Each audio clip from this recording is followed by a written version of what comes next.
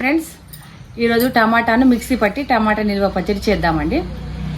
ఎలా చేయాలో ప్రాసెస్లోకి వెళ్దాం.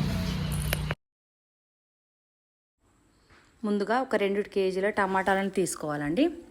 ఇలా టమాటాలను తీసుకొని నీళ్ళలో వేసుకొని బాగా కడుక్కోవాలి. కడుక్కున్న తర్వాత ఇట్లా సన్నగా కట్ చేసుకోవాలి.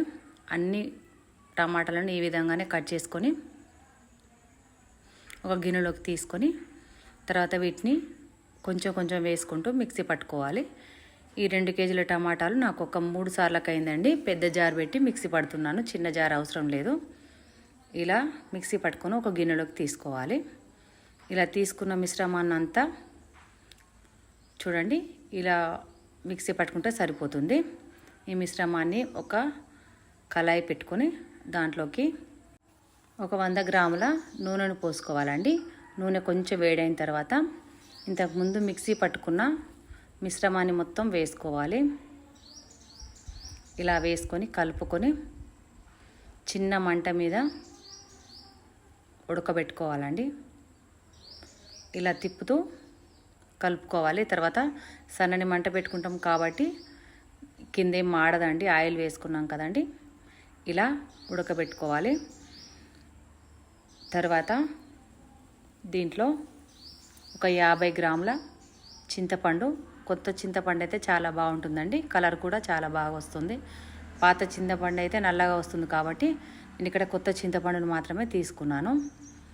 తీసుకొని వేసుకొని దానిని కూడా ఉడకబెట్టుకోవాలి.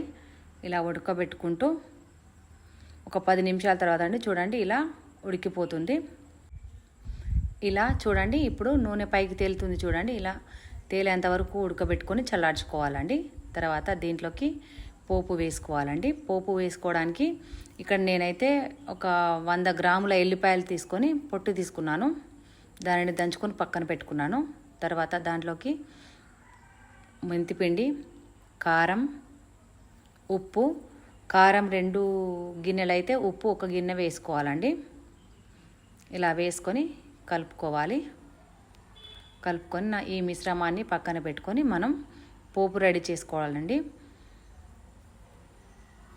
ఇలా కచ్చాపచ్చ దంచుకుంటేనే సరిపోతుంది. తర్వాత ఒక గిన్నెను పెట్టుకొని దాంట్లోకి ముందుగా 100 గ్రాములు పోసినామండి. మళ్ళీ ఒక 100 గ్రాముల నూనెను పోసుకొని వేడైన తర్వాత ఆవాలు, జీలకర్ర వేసుకొని కొంచెం వేగిన తర్వాత ఎండుమిర్చి వేసుకోవాలి. ఎండుమిర్చి కొంచెం వేగిన తర్వాత ఇప్పుడు అల్లం వెల్లిపాయలు దంచుకున్నాం కదండి, దానిని సగం పచ్చళ్ళలో వేసుకొని తర్వాత పోపులో సగం వేసుకోవాలి. ఇలా వేసుకొని వేగిన తర్వాత కరివేపాకు కూడా వేసుకుంటే పోపు రెడీ అయిపోయినట్టే. దీంట్లోకి కొంచెం పసుపు, ఇంగువ వేసుకొని కొద్దిగా చల్లగా అయిపోయిన తర్వాత అండి ఇంతకుముందు రెడీ చేసి పెట్టుకున్న పచ్చళ్ళలోకి పోపును వేసుకోవాలి. ఇలా పోపు వేసుకున్న తర్వాత బాగా కలుపుకుంటే టమాటా పచ్చడి రెడీ అయిపోతుందండి. ఇది దోశల్లోకైనా అన్నంలోకైనా చాలా బాగుంటుంది. ఫ్రిడ్జ్లో పెట్టుకుంటే 1 రోజుల పాటు నిల్వ ఉంటుందండి. మామూలుగా పెట్టుకుంటే 15 రోజులు నిల్వ ఉంటుంది. ఇలా రెడీ చేసి పెట్టుకుంటే లంచ్ బాక్స్లో కూడా పెట్టుకోవచ్చండి, చాలా బాగుంటుంది. మీరు కూడా ఈ విధంగా చేసి ఎలా వచ్చిందో కామెంట్ పెట్టండి. నచ్చితే ఒక లైక్ అండ్ షేర్, సబ్స్క్రైబ్ చేయండి.